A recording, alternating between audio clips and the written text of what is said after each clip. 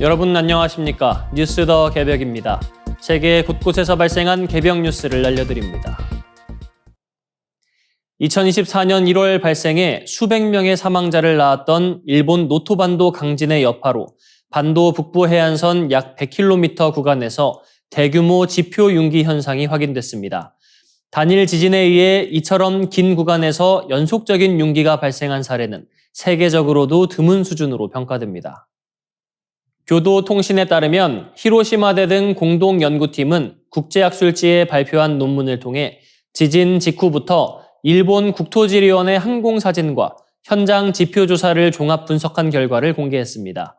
특히 연구팀은 해안가 550개 지점에서 고사한 해조류와 살아있는 해조류의 생육 높이 차이를 정밀 측정해 융기 규모를 산출했습니다. 그 결과 이번 지진으로 새롭게 육지가 된 면적은 약 4.4제곱킬로미터에 달하는 것으로 나타났습니다. 이는 축구장 약 600개 규모에 해당하며 1804년 아키타현 기사카타 지진 당시 기록된 일본 최대급 육지화 사례와 맞먹는 수준입니다. 융기 현상은 이시카와현 시카마치에서 스즈시에 이르는 약 100km 해안선 전반에서 광범위하게 관측됐습니다. 특히 와지마시 사루야마 미사키 인근에서는 최대 5.21m에 달하는 기록적인 융기량이 확인됐으며 스지시 구라사키 주변에서도 약 2.64m의 상승이 측정됐습니다. 연구팀은 해저 지형과 지층 탐사 데이터를 분석한 결과 해저 활단층에 가까운 지역일수록 지표 융기 폭이 더 크게 나타났다는 점에 주목했습니다.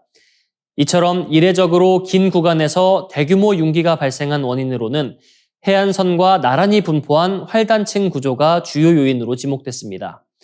연구를 이끈 히로시마대 고토 히데아키 교수는 이번 결과가 단순한 지진 분석을 넘어 향후 다른 연안 해역에서도 숨겨진 활단층을 파악할 수 있는 새로운 단서를 제공한다고 강조했습니다.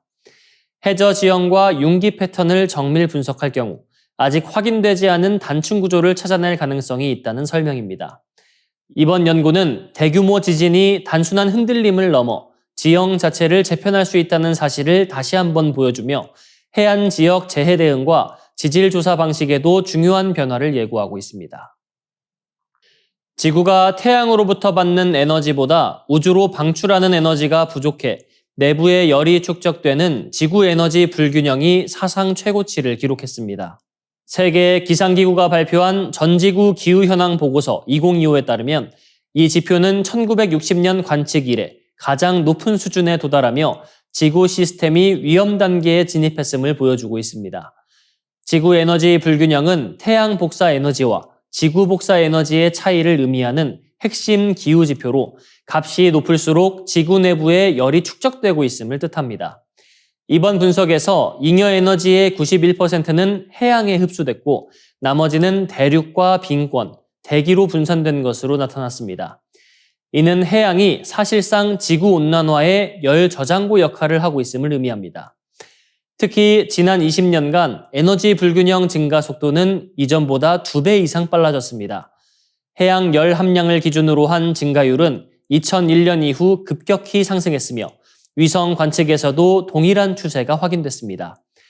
전문가들은 이러한 변화가 단순한 자연 변동이 아닌 구조적 기후 변화의 신호라고 분석하고 있습니다. 온실가스 농도 역시 심각한 수준입니다. 2024년 기준 대기 중 이산화탄소 농도는 지난 200만 년 중 최고치를 기록했고 메탄과 아산화질소도 80만 년 내 최고 수준에 도달했습니다. 이는 화석연료 사용 증가와 함께 탄소를 흡수하던 숲과 바다의 기능이 약화된 결과로 풀이됩니다. 기온 상승도 이어지고 있습니다. 2025년 전 지구 평균 기온은 산업화 이전 대비 약 1.43도 상승했으며 최근 11년이 모두 역사상 가장 더운 해로 기록됐습니다. 일시적 냉각 요인인 라니냐 현상에도 불구하고 고온 추세는 꺾이지 않았습니다. 해양 역시 빠르게 변하고 있습니다. 수심 2000m까지의 해양 열 용량은 또다시 최고치를 경신했고 최근 20년간 해양 온난화 속도는 이전 대비 2배 이상 증가했습니다. 전 세계 해양의 90%가 해양 열파를 경험하며 생태계 교란 가능성도 커지고 있습니다. 이와 함께 해수면 상승과 해양 산성화, 빙하 감소도 동시에 진행되고 있습니다. 해수면은 매년 약 4.75mm씩 상승하고 있으며 해양의 산성도는 역사상 유례없는 수준으로 변화하고 있습니다. 북극과 남극의 해빙 면적 역시 최저 수준을 기록하며 극지 환경의 붕괴가 가속화되고 있습니다. 전문가들은 이러한 변화가 임계점에 접근하고 있음을 경고하고 있습니다. 기후 시스템이 이미 되돌릴 수 없는 방향으로 이동하고 있으며 현재의 추세가 지속될 경우 급격한 환경 변화가 현실화될 가능성이 크다는 분석입니다.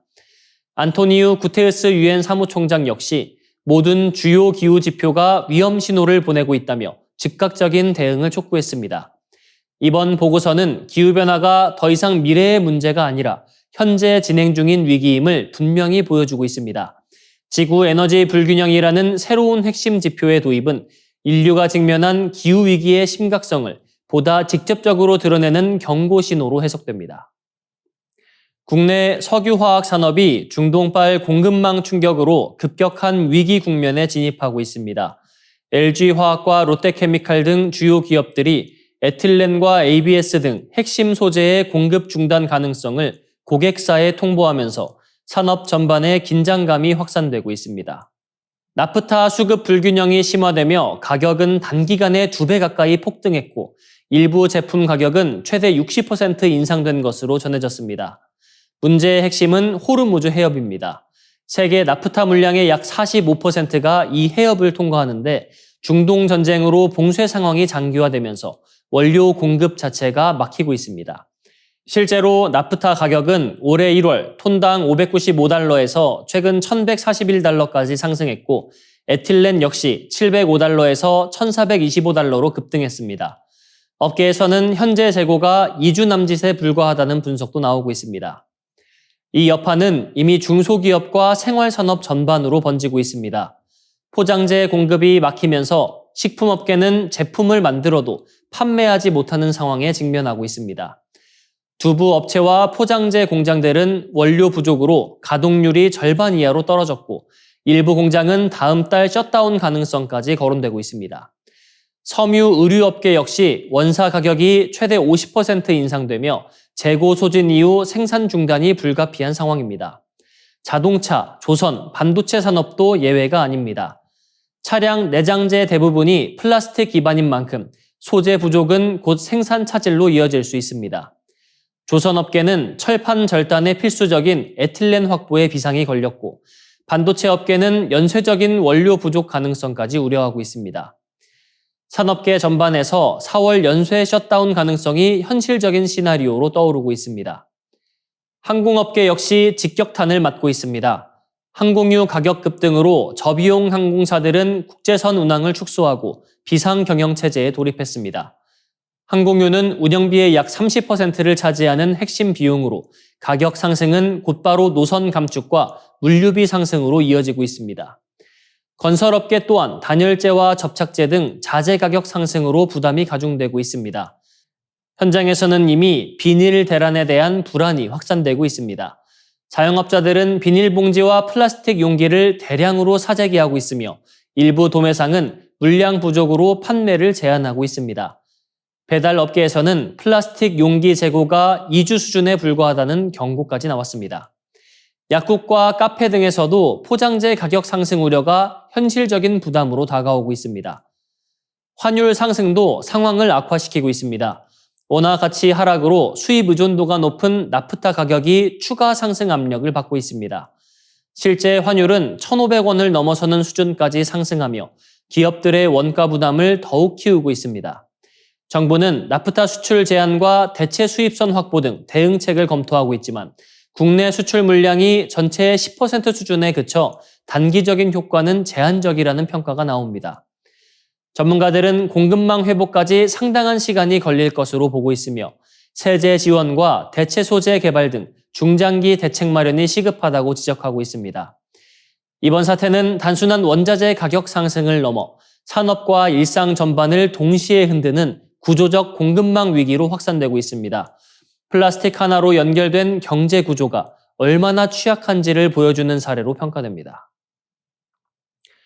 호르무즈 해협 봉쇄 여파로 남아시아와 동남아 전역에서 에너지 공급난이 급격히 악화되고 있습니다.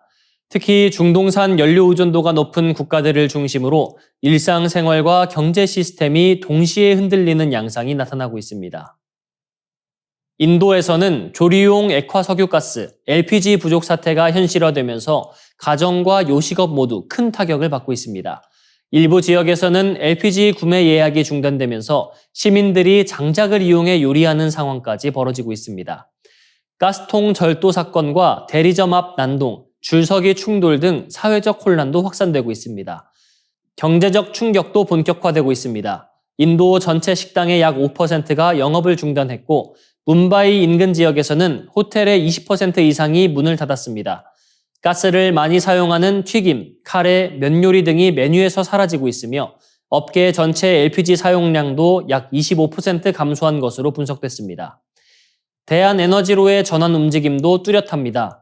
전기 인덕션 판매량이 평소 대비 30배 급증하는 등 전력 기반 조리 수단이 빠르게 확산되고 있습니다. 그러나 전력 인프라가 충분하지 않은 지역에서는 이마저도 한계가 있는 상황입니다. 이 같은 에너지 위기는 인도를 넘어 주변국으로 빠르게 확산되고 있습니다. 파키스탄은 정부기관을 주 4일 근무제로 전환하고 공용 차량 운행을 대폭 줄였으며 학교까지 휴교하는 강도 높은 긴축 조치를 시행했습니다. LPG 비축량이 며칠분에 불과한 것으로 알려졌습니다. 스리랑카 역시 주 4일 근무제를 도입하며 연료 소비를 줄이고 있고 방글라데시는 대학 휴교와 함께 냉방 제한, 연료 구매 제한까지 시행하고 있습니다. 태국에서는 석유 부족으로 주유소 10%가 영업을 중단했고 불교 사찰의 화장 의식까지 중단될 위기에 놓였습니다. 이처럼 에너지 부족은 단순한 산업 문제를 넘어 사회 질서와 문화, 생활 방식까지 변화시키고 있습니다.